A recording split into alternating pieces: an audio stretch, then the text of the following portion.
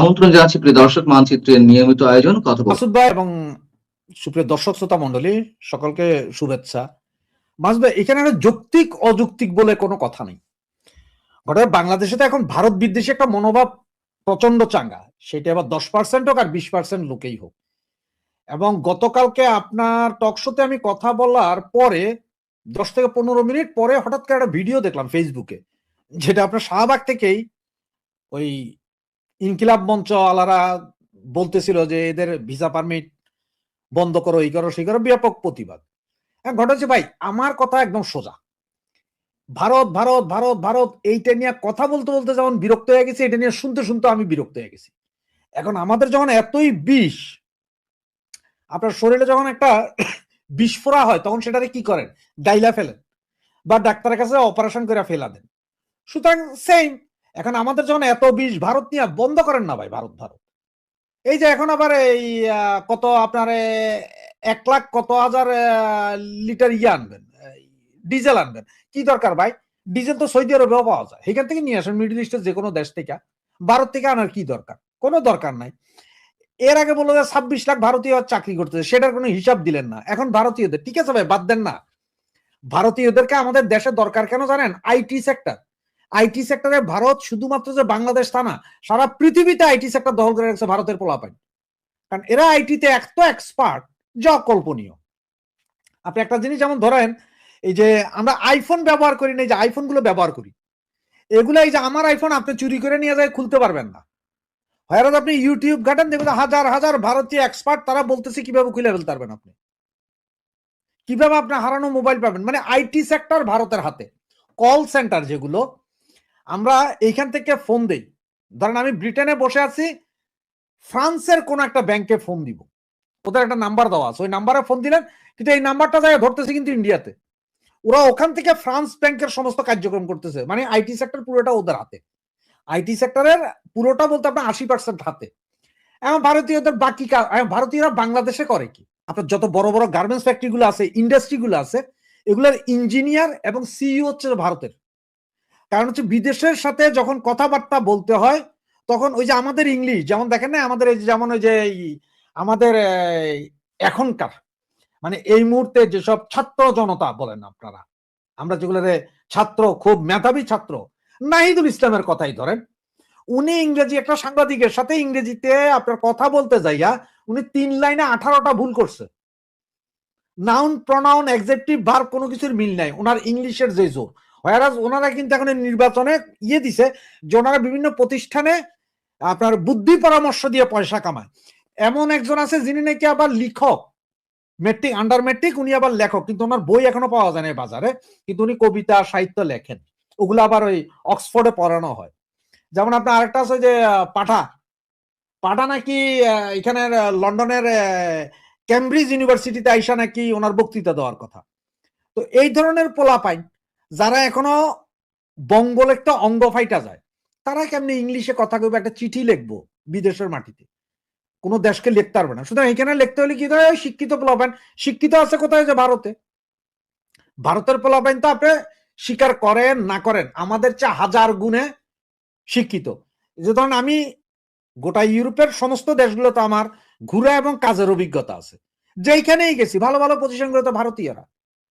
আপনার ইউরোপ বাদ দেন, মিডল ইস্টে যারা গেছেন তারা দেখেন গা, ইমিগ্রেশন থেকে শুরু করে সব ভারতীয়। আর আমরা বাঙালিরা হয়েছে যে toilet cleaner and floor cleaner.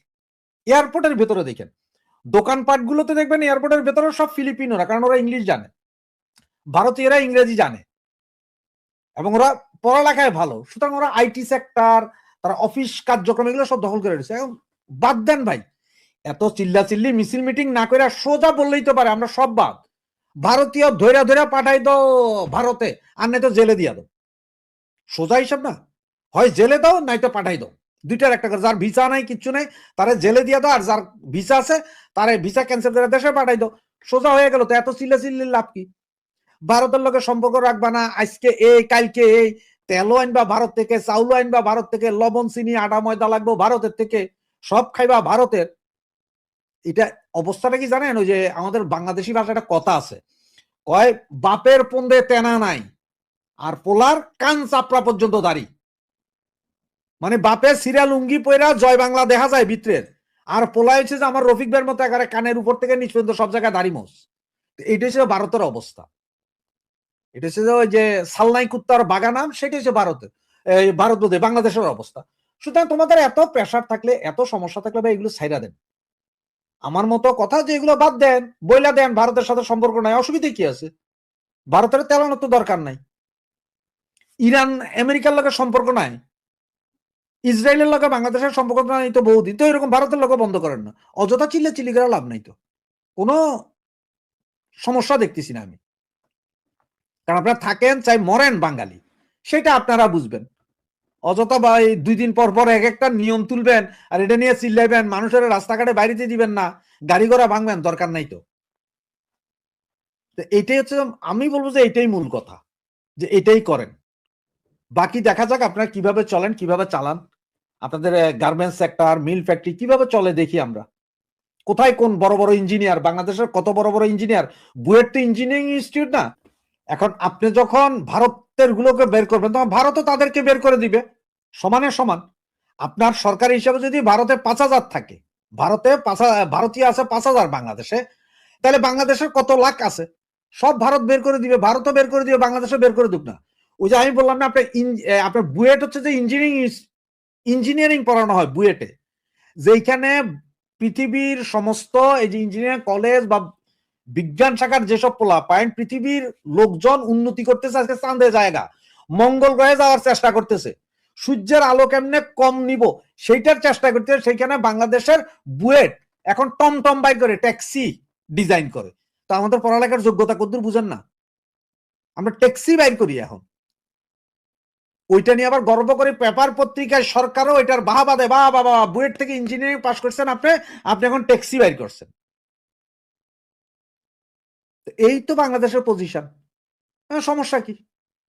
আমরা ট্যাক্সি বাইর করবে, এরপরে রিক্সার মধ্যে আপনি ইঞ্জিন চালিত রিক্সা বাইর করবে বাংলাদেশ, পৃথিবীতে দেখাবে যে আমরা বহুত কিছু শিখছি। সেটাই করুক না। ওই যে দেখেন না আমেরিকা কি করছিল, যে ভারতীয়দেরকে ভিসা এক সময় বন্ধ করে দিবে, মনে আছে?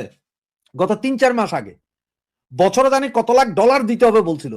এইটা নিয়ে যখন ভারতের বিভিন্ন আমেরিকার বিভিন্ন কোম্পানি থেকে যখন ভারতীয়রা উঠে আসতো, এরপরে কথা না না না এটা লাগবো না। এই যে গুগল চলে, অমুক চলে, তমুক চলে, সবই তো ভারতীয় ভাই, সবগুলোই তো ভারতীয় সিইও। বড় বড় ফাংশন গুলো ভারতের। আজকে এই যে এখন আইফোন ব্যবহার করা হয়, তার মধ্যে 55% আইফোন ভারতে তৈরি হয়, বিশ্ববাজারে যায়। দেন বন্ধ করে, অসুবিধা কি আছে? আমার সমস্যা দেই না, কারণ আমরা তো এখানে কোনো সমস্যা নাই, বা বুঝবো এটা বাংলাদেশ, সোজা কথা। আগে আমার বুঝতে হবে যে পাকিস্তান আসলে এই ধরনের যুদ্ধ বিমান তৈরি করে কিনা। তৈরি করে কিনা মানে হচ্ছে মেশিন পত্র থেকে সবকিছু তৈরি করে কিনা। পাকিস্তান বানায়, বানায় মানে কি, পাকিস্তান বানায় শুধুমাত্র সামনের যে খোলস, বডি। যা বাংলাদেশে আপনার এই বিভিন্ন বড় বড় বাসগুলোর ইঞ্জিন আসে, পরে বডি কিন্তু বাংলাদেশ বানায়, সেম ওই ধরনের। এরা খালি বডি বানায়, বিমানের বাকি অংশ বানায় না। মূল পার্টস আসে সবটা চায়না থেকে। আর সবচেয়ে মজার বিষয় আরেকটা বলি, আসলে আমি জানতাম না যে এই ধরনের প্রশ্ন আপনি করবেন। যদি আমি আগে জানতাম তাহলে আরেকটা মজার একটা ফটো কার্ড ছিল যেটা আমি আপনাকে দিতে পারতাম।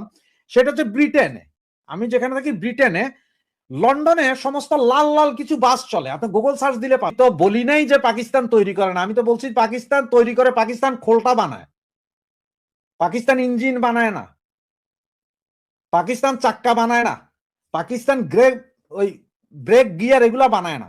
পাকিস্তান সমস্ত কিছু চায়না থেকে আনে। যেমন আপনার কনকর্ড, আপনি যদি বলেন যে কনকর্ডটা কে বানাইছিল, কনকর্ড বানিয়েছে ফ্রান্স আর লন্ডন মিলা, তাহলে মূল ইঞ্জিন বানিয়েছে ফ্রান্স, বাকি জিনিসপত্র বানাইছে লন্ডন। কিন্তু এখানে চায়না বানাইছে যে মূল সমস্ত কিছু চায়না, এরা খালি খোল বানায়।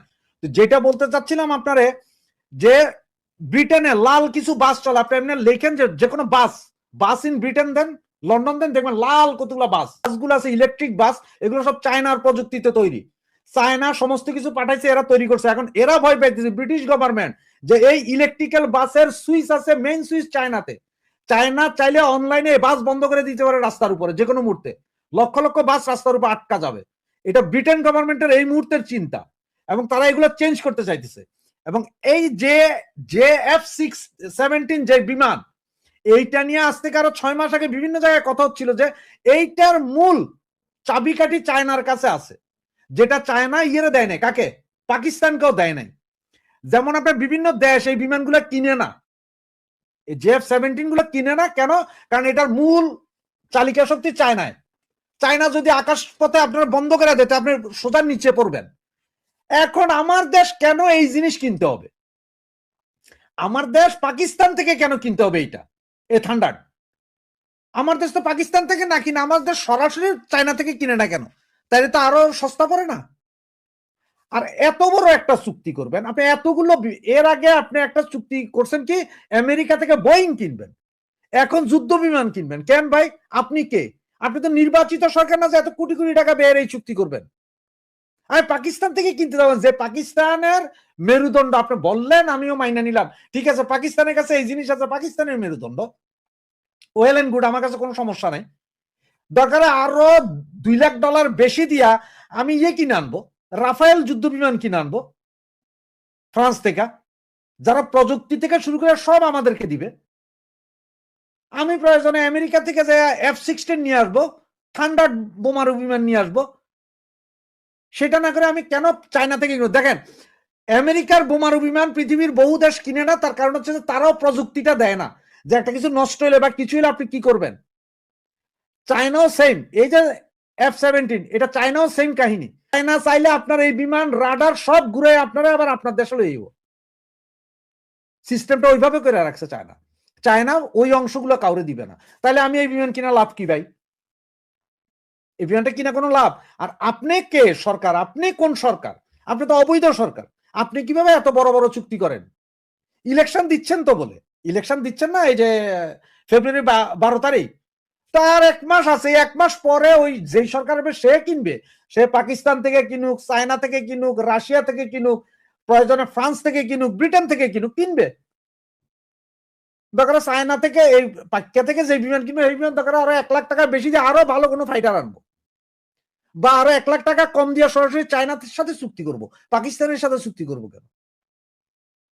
যে বিমানের ইঞ্জিনই বানাইতে পারে না পাকিস্তান, এই বিমান আমি কিনা লাভ কি? খালি বডি বানানোর জন্য? তার সাথে তো বাংলাদেশ ওই যে ইঞ্জিন পাকিস্তান থেকে না বডিটা বাংলাদেশে বানাইতে পারতো। বুয়েটের পোলাপাইন যদি যে টেম্পো বানাইতে পারে তাহলে এরা বিমানের খোলো বানাই দিতে পারবো। তারা যদি না পারে তাহলে ইয়ে বানাই দিব, কি কয় এটার আপনার ওই যে বাস ট্রাক বানাইছে বডি, হেরা বানাই দিব, অসুবিধা কি? তো এটা একটা অবৈধ চুক্তি, এরকম চুক্তি, এটা হচ্ছে পয়সা খাওয়ার জন্য, বিলিয়ন বিলিয়ন ডলার এই নির্বাচনের আগে আরো পাচার করার জন্য এই চুক্তি করা হইতেছে। সোজা হিসাব হচ্ছে যে এইটা, না হলে এই চুক্তির কোনো যৌক্তিকতা নেই। কিন্তু আমাদের দেশের এই নোবেল লরিয়েট যোগ্য মানুষগুলোকে বসানো হয়েছে এই দেশটাকে ধ্বংস করার জন্য পরিকল্পিত ভাবে। সুতরাং তিনি যাওয়ার আগে ধ্বংস করে যাবেন তা না, তিনি ধ্বংস করার এই ডক্টর ইউনুস নামের যে আদম ব্যাপারে, নয় আদম ব্যাপারে আসছে, ডক্টর ইউনুস নামের যে এনজিও গ্রাম সরকারের প্রধান, তিনি দেশটাকে ধ্বংস না করে ছাড়বেন না, ধ্বংস করাই তার কাজ, এটা তার মিশন, এটা তার ভীষণ, এটা তাকে দায়িত্ব দেওয়া হয়েছে। তিনি যার দাস, যার গোলাম, তারা তাকে দায়িত্বই দিয়েছে এই দেশের সার্বভৌমত্ব, সংস্কৃতি, সাহিত্য, মুক্তিযুদ্ধের চেতনা, এমনকি এই দেশের শিল্পকলা সব ধ্বংস করতে তাকে এখানে পাঠানো হয়েছে। তাই যদি না হতো, আপনি এই দেশে কিভাবে গান গাইলে সেখানে গিয়ে গায়কের বাড়িতে আক্রমণ করেন? 7 বছর যাবত অনুষ্ঠান হয়, লালন উৎসব, সেগুলো বন্ধ করে দেন। 32 নম্বর ভাঙছেন বুঝলাম, আপনার আওয়ামী লীগের উপরে বেজায় রাখ, আপনার শেখ মুজিবের উপরে বেজায় রাখ, শেখ হাসিনার উপরে বেজায় রাখ, কারণ পাকিস্তান ভেঙে দিয়েছে, তাই বুক আর সহ্য হয় না, চান্স পেয়েছেন, তাকে না পেয়ে তার বাড়ি ভাঙবেন। তার কবরটা ভাঙতে গিয়েছিলেন, পারেন নাই, কারণ কবর ভাঙতে গিয়ে ট্যাঙ্কের মধ্যে পলায় আসতে হয়েছে, এই ভয় আর যায় না সেখানে। তো তাদের এই বেদনাটা বুঝলাম যে কেন তারা 32 নম্বর ভাঙে, আওয়ামী লীগকে মারে। লালন সঙ্গীত উৎসব আপনাকে কি করছিল, সেটা কেন ভাঙে? বুঝলাম যে বঙ্গবন্ধুর যত ভাস্কর্য আছে ভাঙতে হবে, বুঝলাম বঙ্গবন্ধুর মুক্তিযুদ্ধের যত স্মারক আছে ভাঙতে হবে, রবীন্দ্রনাথের ভাস্কর্যটা ভাঙতে গেল কেন? এই প্রশ্ন যদি করি, 7ই মার্চের ভাষণ আপনি ইতিহাস থেকে বাদ দিতে হবে কেন? মানে আপনি তো পরিকল্পিত ভাবে আসছেন এই দেশটাকে ধ্বংস করার জন্য। আর তো আসছেন খেলাধুলা, এই খেলাধুলায় তো তারা চায় না, এই দেশের মৌলবীরা তো খেলাধুলা চায় না, নাচ গান চায় না, শিল্প সাহিত্য চায় না, ভাস্কর্য চায় না, যাত্রা নাটক চায় না, কোনো কিছুই চায় না। এরা শুধু কি চায়? ওয়াজ আর ওয়াজ, ওয়াজ আর হাদিয়া, হাদিয়া আর ওয়াজ, এছাড়া তো তাদের কোনো কাজ নাই। তারা তো এটাই চাইবে। কারণ এই দেশে যদি জেমস গিয়ে গান গায় তাহলে তো আলাজারি খালাজারি সালাজারি বালাজারিদের আমির হারামজাদাদের ওয়াজের তো ব্যবসা হবে না, তাই আপনাকে সেটা ভাঙতে হবে। আপনি যদি লালন উৎসব ধ্বংস না করেন, আপনার তথাকথিত হেফাজতে ইসলামের তো ওই পাকিস্তানি তফসিরে পাকিস্তান, তফসিরে ভারত, তফসিরে শেখ হাসিনা, তফসিরে সাইদি, এগুলো তো চলবে না। তফসিরে আওয়ামী লীগ, এগুলো ছাড়া তো আপনার ওয়াজ মাহফিল চলবে না, কারণ তখন এগুলো কেউ শুনবে না। তাই আপনাকে সকল উৎসব ধ্বংস করতে হবে। শেষ মুহূর্তে নির্বাচনটাকেও আপনাকে ধ্বংস করতে হবে। কারণ নির্বাচন যদি থাকে, সাহিত্য যদি থাকে, নির্বাচন থাকে, তাহলে তো মৌলবাদী শক্তি পেয়ারা পাকিস্তানিরা তো মাথা ছাড়া দিয়ে উঠতে পারবে না। তাই ডক্টর ইউনূস চাচ্ছে এই দেশে যত সুকুমার প্রবৃত্তি আছে মানুষের সবগুলো ধ্বংস করে জঙ্গিবাদ, মৌলবাদ যাতে ছড়তে পারে তার সকল আয়োজন তিনি সম্পন্ন করার উদ্দেশ্যে এখন ক্রিকেটটাকেও ধ্বংস করে দিবেন। কারণ তার তো ক্রিকেট খেলার দরকার নাই, তার দরকার তিনি বুঝেন কিস্তি তোলা আর কিস্তি নেয়া। সর্বশেষ তিনি যেটা বুঝতে চাইতেছেন এবং আমাদের বুঝাইতেছে সেটা হলো কিভাবে আদম ব্যাপারে হওয়া যায়। তো তার ক্রিকেট খেলার তো দরকার নাই। কি দরকার আপনার ক্রিকেট খেলতে গেলে বিশ্ব আপনাকে চিনবে? দরকার কি? আপনাকে কিস্তি দিবে, সেই কিস্তি নিয়ে আপনি কিস্তি দিবেন, সেই কিস্তি নিয়ে আমরা কুয়েত, কাতার, সৌদি আরব যাবো কামলা দিতে। আবার এসে ডক্টর ইউনূসের কিস্তি শোধ করবো। আমরা থাকবো মিসকিন ও কামলা, ডক্টর ইউনূস হবো কিস্তি আলা। এই হলো তার টার্গেট। তো সে তো চাইবে এগুলো ধ্বংস করতে। ক্রিকেট খেলা কি হলো কি হলো না, যারা ক্রিকেট খেলা, এই যে দেখলাম আমাদের শিশু কিশোর যারা নেতা হয়ে গেছে, এখন শিশু কিশোর কোটায় যারা এখন মন্ত্রী হয়ে গেছে, তারাও দেখি ফাল পারতেছে বেশি। তাদের সাথে সাথে বুইরারাও দেখি ফাল পারে। আসিফ সারও ফাল দেয়, ডক্টর ইউনূসও কয়েকদিন পরে ফাল দিবে। বুদ্ধিজীবীর দুই একটা নাম মাত্র বুদ্ধিজীবী সাংবাদিকেরও দেখি ফাল দেয়, দুই একজন নায়কও দেখি ফাল দেয়, দুই একজন অভিনেতাও দেখি ফাল দিতেছে ভারতের সাথে সব সম্পর্ক বন্ধ করো। সিনেমা কেন, সবই বন্ধ করে দাও। মুরদ যদি থাকে সোহেলানাকে বলেন ভারতের সিনেমা যেন বাংলাদেশের তরুণেরা না দেখে সেই ব্যবস্থা ইউটিউবে বন্ধ করে দিতে বলেন। ইউটিউবে বন্ধ করে দেন, দেখি পারেন কিনা। আপনি বাংলাদেশে ভারতের গান বন্ধ করে দেন। কি শুনে বাংলাদেশের মানুষ? ওয়াজ কতক্ষণ শুনে? হিন্দি গানই তো বেশি শুনে। তামিল সিনেমা না দেখলে তো বাংলাদেশের যারা ভারত বিরোধী তাদের তো জোশই আসে না। জোশ আসে আপনি দেখেন তো বাংলাদেশের তামিল সিনেমা কারা দেখে এখন? আপনি দেখেন, আমি দেখি, আমাদের অধ্যাপক সাহেব দেখেন, খেয়ে দেখে। যারা সারাদিন ভারতের বিরুদ্ধে গল্প করে তারাই দেখে। তারা বলেন যে ফেব্রুয়ারি মাসে যে আইপিএল থেকে জুয়া খেলবে বাংলাদেশের তৌহিদি জনতারা, বলেন সেই জুয়া খেলাটা যেন বন্ধ করে।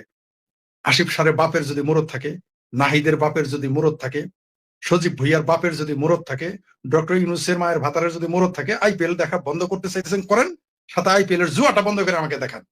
তাহলে আমি যেদিন আইপিএল এর জুয়াটা বন্ধ করে দিবে, পরের দিন থেকে আমি ওরাজ গাইতে থাকবো এই ইউনূসের নামে, করুক, বন্ধ করে দেখাক। চাল ডালের কথা বললাম না, চাল ডাল তো স্যার আপনি চলতেই পারবেন না, তাই ওটা বলবো না। কারণ আমরা কে ভাত দিবে? পাকিস্তান নিজেই তাদের অর্থনীতি টিকা থাকে বেগিং এর উপরে। তা আপনারা কি দিবে? কারণ পাকিস্তান তো আপনাকে চাল দিবে না, তেল দিবে না, নুন দিবে না, ডাল দিবে না, চিনি দিবে না। পাকিস্তান ব্যবসা করবে, ভারত বিক্রি করবে দুবাই থেকে কিনে এনে বাংলাদেশে বেচবে। এই তো পাকিস্তান কন্ট্রাক্ট নিবে, এই তো, আর তো কিছু না। সৌদি আরব তোর তেল তো খাওয়া যায় না, ডিজেল তো খাওয়া যায় না। দুবাই তো তেল ছাড়া তো তেল আর পর্যটন তো খাওয়া যায় না। তাহলে কি করতে হবে? খাইতে হবে ভারতেরটাই। কারো যদি মুরদ থাকে শুধুমাত্র আইপিএল এর জুয়াটা বন্ধ করুক, আইপিএল খেলা আমিও চাই, বিশ্বাস করেন, আমিও চাই আইপিএল খেলা বন্ধ করুক। কারণ তাইলে এই যে এখন যারা চান্দাবাজি করতেছে না, এদের তো আসল ব্যবসা জুয়া। এই ফেব্রুয়ারি মাসটা আপনি পল্লীতে গলিতে প্রত্যেক থানাতে, শুধু আমার সরিষা বাড়িতে থানাতে কত টাকা চাঁদা যায়, কয় কোটি টাকা, আপনার প্রতিদিন আমি হিসাব দিব। মানে কয় টাকা করে জমা দিতেছে আপনার, আমি পার ডে স্লিপটা আপনাকে আমি দিয়ে দিব। সরিষাবাড়ি থানায়, জামালপুর থানায়, ইসলামপুর থানায়, কোন থানায়, তো জামালপুর জেলার গুলো আপনাকে আমি দিতে পারবো, যে কোন থানায় কোন এসআই, কোন নেতা কত টাকা খায়, কোন ওসি কত টাকা খায়, কোন গোয়েন্দারা কত টাকা খাইতেছে, আপনাকে কোন নেতার কাছে কত ভাগে, আপনাকে সব ডিটেল দিয়ে দিব। এটা বন্ধ করতে বলেন আসিফ নজরুলকে, এটা বন্ধ করতে বলেন ওই যে ডাস্টবিন শফিককে, এটা বন্ধ করতে বলেন সাদা শকুন শফিকুর রহমানকে। কারো মুরদে করবে না ভারত ছাড়া। ভারত ছাড়া এই বাংলাদেশের মানুষ ভালো হোক। আরে ভাই, ভারতের ফ্রেন্ড সেটি না খেলে এই দেশের মানুষের নেশা হয় না। তা আপনি কোন দিকে যাবেন? আপনি ওগুলো বইলে লাভ আছে? এগুলো কথার কথা। এগুলো এদের নির্লজ্জ, যারা বেহায়া, এরা ভারত বিরোধিতা করে আবার ভারত থেকে তেল আনে, ডিজেল আনে, গিয়ে কয়েকদিন পরে আচ্ছা কারেন্ট বন্ধ করে দেখতো দেখি। শেখ হাসিনা নাকি বিরাট টাকা লস করাইছে, বন্ধ করে দেখ কারেন্ট।